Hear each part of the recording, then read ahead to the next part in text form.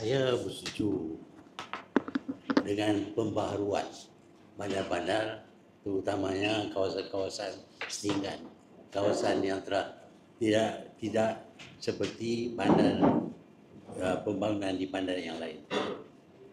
Masalahnya ialah percubaan untuk mengusir penduduk di situ. Mereka patut tinggal di situ walaupun ada pembaharuan, dan ada cara-cara dan desain-desain bangunan yang membolehkan penduduk di situ bukan disingkir tapi kekal di situ dalam keadaan yang lebih baik. Depends macam mana kita desain building.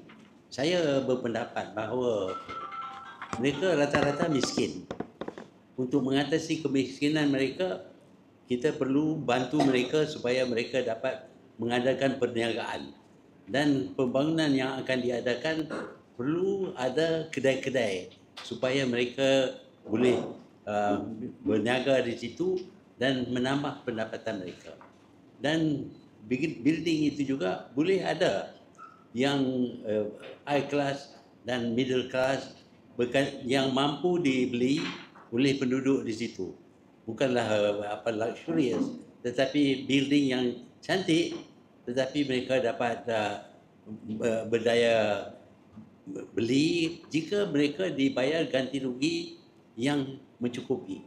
Kita sedar dalam bandar kos tanah meningkat sepanjang masa. Umpamanya di Bukit Bintang, satu kaki persegi kosnya RM7,000. Satu ekar 44,000 kaki persegi. Jumlahnya amat besar. Sebab itu saya syorkan supaya ganti rugi itu adalah sebanyak RM3,000 pada satu kaki persegi. Dengan duit itu diurus dengan baik, mereka boleh beli bangunan-bangunan baru yang lebih selesa, dan juga mereka boleh masuk dalam bidang perniagaan. Semua ini boleh dilakukan kalau kita mempunyai perancangan yang terbaik yang mengambil kira kesusahan yang akan menimpa penduduk di situ.